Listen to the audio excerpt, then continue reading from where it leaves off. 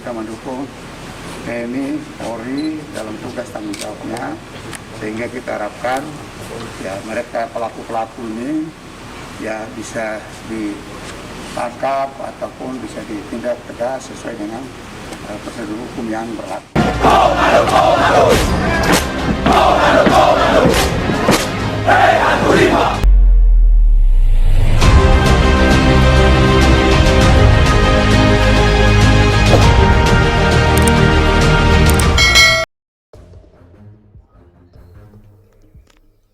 Bisnis senjata di tengah konflik Papua. Kasus melawan kemanusiaan yang menyebabkan kematian kembali terjadi.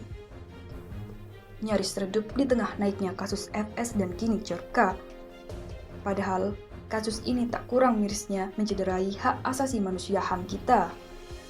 Membunuh seolah tak cukup, pelaku pun memutilasi para korban. Kasus ini dilakukan oleh anggota Tentara Nasional Indonesia Angkatan Darat TNI AD dan masyarakat sipil terhadap orang asli Papua OAP. Kejadian berlangsung di Mimika, Papua pada Agustus 2022 lalu. Jual beli senjata api. Motif mengerucut pada dugaan adanya transaksi jual beli senjata api. Transaksi ilegal ini melibatkan anggota TNI AD sebagai penjual dan OAP yang terindikasi gerakan perlawanan Papua sebagai pembeli.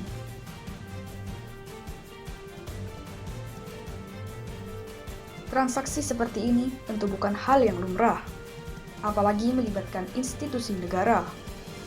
Adalah biasa ketika kita berada dalam konteks Papua, yang merupakan daerah konflik antara nasionalis Papua dan pemerintah Indonesia. Ada permintaan dan penawaran dari pihak-pihak yang tentu menganggap transaksi ini menguntungkan.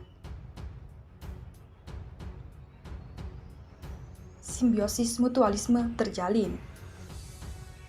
Pembeli mendapat senjata sebagai alat untuk melakukan perlawanan dan penjualan mendapat pundi-pundi yang menggiurkan di luar gaji. Begitu mutualismenya. Praktik ini sudah berulang hingga ada juga yang melibatkan polisi. Bahkan terendus potensi mengarah pada bisnis jual beli senjata yang masif dan gerilya.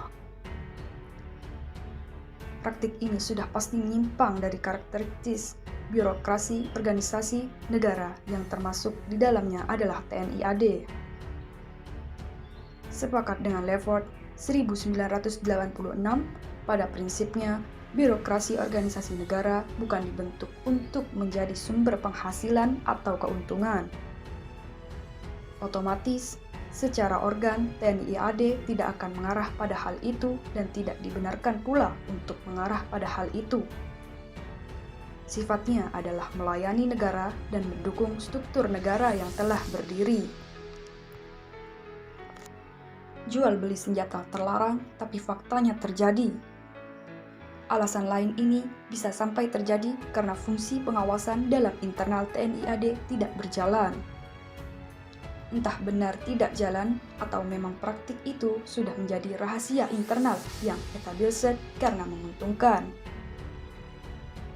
Rantai komando tampaknya jebol.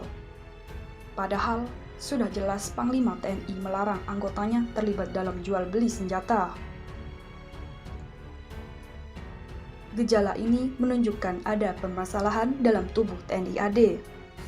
Demi rasa keadilan, para tersangka harus dipecat dari militer. Kemudian menjalankan pengadilan sipil, bukan militer.